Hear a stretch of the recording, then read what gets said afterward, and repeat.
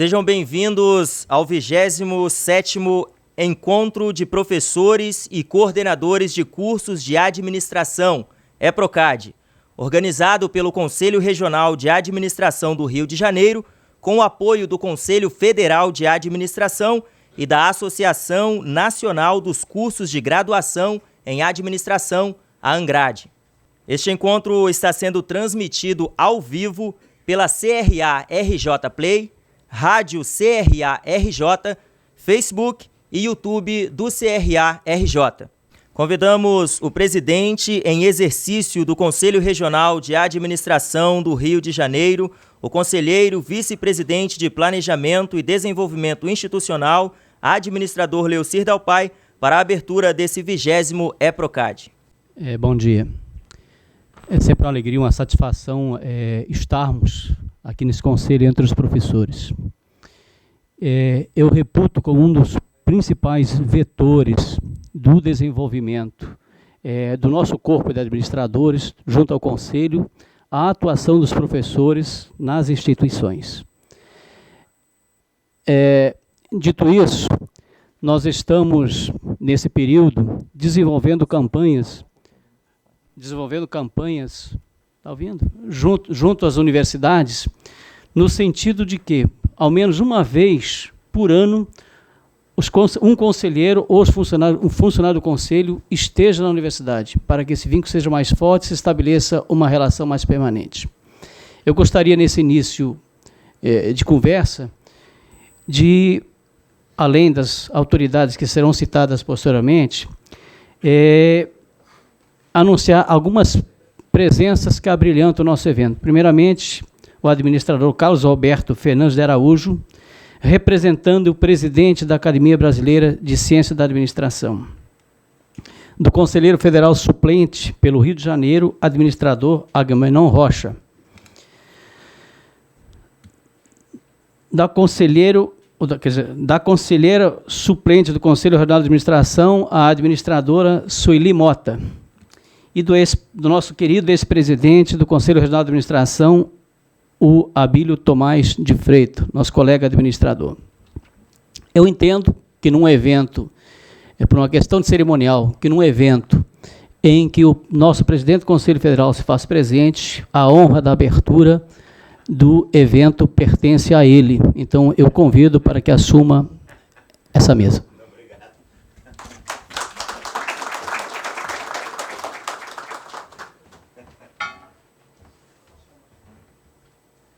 Muito obrigado, Leocir. Presidente em exercício, colega de longa militância, né, em prol da profissão em diversos campos. Queria também saudar, e ao saudá-los, estou saudando a todos, né, o professor Mauro Croix, que vai nos abrilhantar certamente com uma bela palestra, que é colega nosso lá no Conselho Federal, com quem tenho formado uma parceria muito importante na direção do Conselho. Saudar o Henrique, presidente da ANGRAD, que representa efetivamente todos os milhares e milhares de professores de administração de todo o Brasil, o Marinho, né, o Carlos Roberto e certamente outros demais, Agamenon, que é uma pessoa que a gente está sempre, né, recebendo carinhos e dando carinhos, e ele sempre comprometido com o aluno. Muito obrigado a todos, e com isso gostaria de cumprimentar a todos os colegas. Essa irresponsabilidade do nosso presidente Leocir me faz eu vim aqui para assistir. Professor que larguei há muitos anos a atividade, efetivamente, acho que continuo com esse DNA. Eu gostaria de fazer duas reflexões aqui para vocês, que aparentemente podem não ter diretamente contato com o tema de vocês, mas que gostaria de fazê-lo. Primeiro, quando os progressos da psicologia social nos revelaram que o mundo das percepções, a maneira como eu fotografo determinada realidade, determina a forma como eu me comporto, surgiram impindáveis implicações por processo de entendimento educacional, mas também de transformações das organizações e no conjunto da sociedade.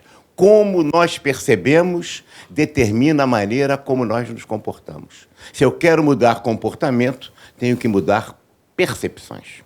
E essas percepções, por outro lado, tem a câmara escura.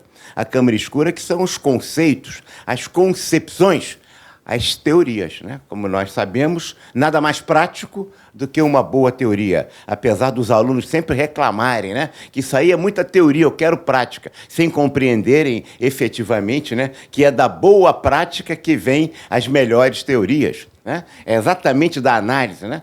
O Mauro está fazendo um estudo sobre o impacto dos últimos anos do Conselho, que a gente olha a prática, a gente vai poder formular uma série de teorias, nós temos discutido muito sobre isso, que mostra essa relação direta. Mas não basta só a competência, a capacidade, as habilidades. Claro que isso é fundamental. Isso tem implicações no comportamento e nas percepções. É preciso também pensar na mentalidade, nos valores, nas crenças, nas idiosincrasias pessoais, no conjunto da organização, no caráter, cientificamente, ou na mentalidade. Qual é a mentalidade da organização, ou do sistema, ou da sociedade? Qual é a capacidade? É outra. Às vezes a organização não produz, não porque não tem a capacidade, mas porque não tem mentalidade. Às vezes é anacrônica. Ela é competente, mas nos seus valores, nas suas crenças, nas suas visões de mundo, portanto, são anacrônicas. E terceiro, a questão da vontade, que não pode ser esquecida. As necessidades, os interesses, as aspirações. Por que determinada pessoa funciona assim ou assado? É em função de que interesses, de que necessidades? Por que se move nessa direção ou noutra? Isso impacta na percepção e no comportamento. Portanto, o mundo das concepções, a teoria, determina a maneira como eu me comporto. Se eu quero mudar comportamento, eu tenho que mudar as concepções. Claro que eu estou falando para educadores e eu estou fazendo aqui, aparentemente, o beabá. Mas será que é isso que acontece no cotidiano das organizações? Das organizações em geral e nas organizações educacionais em particular? É assim que nós estamos tratando? Nós estamos tratando de mudança de conceitos. Como é que se dá isso? E aí eu gostaria de uma outra reflexão, tentando juntar as duas a nosso conceito. O Brasil, a sociedade em geral, mas o Brasil em particular, ele é impactado do século XX, mas começa no final do século XIX, efetivamente, pela cada vez mais força do Estado. Vem lá de 1500, das capitanias hereditárias, do Brasil colônia, de todo esse processo histórico, mas que se aprofunda muito em movimentos a partir do romantismo e que vem no século XX para nós, dois movimentos políticos muito fortes. O fascismo, integralismo aqui, e o comunismo. Primeiro o fascismo. Isso marcou uma relação fortíssima do Estado em nosso país. A força do Estado determinando o comportamento da sociedade. Todo mundo olhando sempre o Estado como solucionador de tudo. Pelo fascismo, e aí vamos criar o ser humano, um bom selvagem, né? O velho solar do romantismo, não é isso? Muito bem. Ele nos dizia do bom selvagem que se nós criarmos, portanto, que a sociedade é que conspurca as pessoas, se nós escolhermos uma boa sociedade, essa sociedade vamos viver do paraíso aqui na Terra. Nazismo, partido, fascismo, partido, Estado, Estado Duce, Führer. Nazismo, fascismo, integralismo, partido, Estado, salvadores da pátria. Os salvadores da pátria sempre buscando. Estamos hoje buscando, de novo, um salvador da pátria. Esta lógica vem lá da visão, tem que ser alguém que vá conduzir o Estado e que seja o nosso salvador. Comunismo depois. Visão de esquerda. Partido, nada fora do partido, tudo dentro do partido, tudo pelo partido. Partido, Estado, mais do que o Estado, o partido. O partido é mais importante que o Estado. E, ao disso, no Estado tem o Comitê Central. O Comitê Central tem o secretário-geral do partido. E nós temos, portanto, a ditadura, não do patrulhado, do proletariado, mas do partido, de novo, o Estado. Quais são as implicações disso? A gente, quando olha o que foi aplicado e aí as contradições entre uma visão, né, de esquerda que deveria efetivamente comprometer-se com o social, e a visão prática das grandes empresas campeãs do Brasil. 520 bilhões para as grandes empresas. Está aí JBS, está aí, né? Estão aí todas essas empresas do EIC, estão aí todas as empresas da Odebrecht e seus grupos. 520 do BNDES, se tivesse aplicado todo esse dinheiro no saneamento do Brasil inteiro, nós não teríamos nenhum município hoje sem água e sem esgoto. Qual é a visão? Tipo, o Estado patrocinando, e aí, efetivamente, os empresários, a gente fala sempre, os empresários estão sempre comprometidos com o Estado, sempre querendo mamar nas tetas do Estado. Uma vez, professor Henrique, você que está na EBAP, eu era jovem como você também, mas só que eu estava começando ainda, né? Na faculdade, lá na EBAP, entrou para dar uma palestra o Gleicon de Paiva. O Gleicon de Paiva era o ideólogo da Revolução de 64.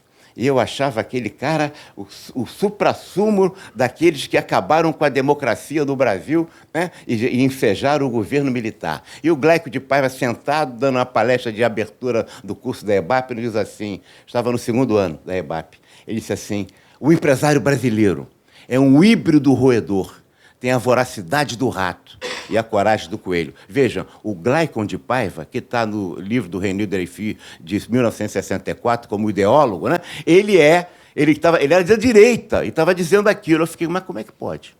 Jovem militante, né? É proibido proibir. Sejamos responsáveis, sejamos realistas, peçamos o impossível. Era o nosso slogan. Carlos Roberto era meu bicho lá na EBAP também, né? E a gente fazendo movimento para todo lado. É verdade que tinha o Sérgio Machado também. É verdade que tinha o Sérgio Oliveira Machado. José Sérgio de Oliveira Machado, o nosso mongol, que a gente está vendo aí da delação premiada. Mas a gente vê que tinha o Carlos Roberto, mas tinha o Zé Machado. E todos defendendo, e eu fiquei olhando, como é que esse ideólogo da direita diz um negócio desse? Claro que o capitalismo brasileiro mudou muito de lá para cá. Tem muito empresário sério, tem muita gente boa, mas eu fico me pensando assim, esta visão do Estado, como é que bate na educação? Quando eu vi o Lula chegando em Curitiba, num avião de um dono de um grupo grande de ensino, como é que é isso? Será que essa coisa está fora do sentido educacional, na área da educação? Como é que é essa história? Quem é que usa mais os fiéis? São os 10 maiores grupos? Ou os 5 maiores grupos educacionais do Brasil? Quem é que domina esse processo? Qual é a vinculação que o processo de educação tem com essa dependência do Estado brasileiro? Até que ponto nós, professores, eu me sinto ainda como tal, apesar de estar fora da atividade, estamos mais preocupados com o MEC do que com o aluno e com o processo de aprendizagem? Até que ponto o ENAD interessa mais a gente conseguir atender aos critérios burocráticos do Estado e da burocracia do que efetivamente formar um aluno que seja capaz de aprender a aprender e também ensinar, e realizar e trabalhar? Essas questões perpassam o cotidiano das sociedades em geral, mas, no nosso caso brasileiro, a presença acachapante do Estado faz com que a sociedade civil cada vez mais se subordine a ela. E todos os nossos atos, conscientes ou inconscientes, muitas vezes nos levam, nos impelem para uma dependência até sem percepção nossa direta, que nós estamos reeditando as mesmas práticas e o mesmo comportamento. É exatamente igual àquele que dá um dinheirinho para o guarda da esquina e que condena as grandes corrupções, mas, no fundo, analogicamente, os valores, as crenças, a mentalidade, o conhecimento, a vontade, a necessidade, os interesses são guardados às proporções de mesma natureza. É com essas duas reflexões que eu gostaria de fazer. Até que ponto nós estamos efetivamente, como instituições de ensino, comprometidos com o aluno? O professor isoladamente é uma coisa. Eu não estou falando do professor, que é, acima de tudo, e vocês são uns heróis. Eu abandonei essa guerra, desisti dela, é verdade, há muitos anos, quando eu não conseguia, e vejo com muito reconhecimento o trabalho que vocês fazem no cotidiano, tentando reverter essa prática. Não estou sendo agradável, não. É aquilo que acho mesmo. Como vocês são importantes na formação dos nossos alunos, nossos cidadãos. É a escola para atender o cliente ou é para formar cidadãos? Como é que é isso? Como é que é esse processo? Como é que se dá isso? E ficam para os professores heróis, né? Que são heróis mesmo, e herói não é aquele que quer salvar, porque julgar-se um salvador é ridículo. Herói é aquele que quer ser o que são, o que é o que vocês são, verdadeiros heróis, tentando reverter essa prática cotidiana, desse compromisso inarredável que a sociedade brasileira, oriunda efetivamente da lógica lá atrás, primeiro do integralismo e nazismo, que botava o Estado como tudo subordinado ao partido. No Dutt e no Führer, eu vou repetir. E depois, no lado do comunismo, exatamente igual. Tudo pelo partido, nada pelo partido, a moral do partido é mais importante. Se eu roubo para o partido, eu não sou ladrão. Isso é dito em texto Moral e a Revolução. Lenin, Trotsky, estão ali, é só ler. É porque uma esquerda brasileira não estuda, ela não consegue saber essas coisas. Mas, em verdade, quando a gente junta, a gente vai ver o Estado, o partido, o secretariado-geral do partido, que acaba sendo a ditadura, chamada ditadura do proletariado. Quer dizer, esses antiliberais absolutamente compuscaram a cultura brasileira. Mas isso bate na educação. Muito obrigado.